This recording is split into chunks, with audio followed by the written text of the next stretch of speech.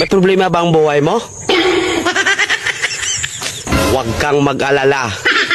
May advice ako. Pakinggan mo. Alam nyo, ganyan talaga ang buhay. Parang life. Basta yung importante ay mahalaga. At kung saan ka masaya, dun ka happy.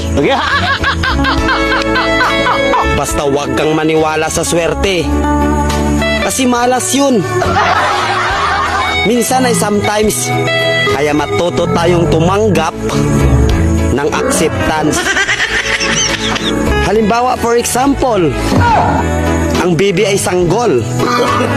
So kung di mo intindihin, you don't understand. Basta kaibigan, lagi mong tatandaan that wherever you go are there.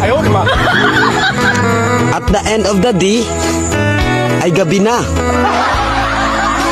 At alam mo, walang umaga sa Japan. Kasi lahat sila ay hapon.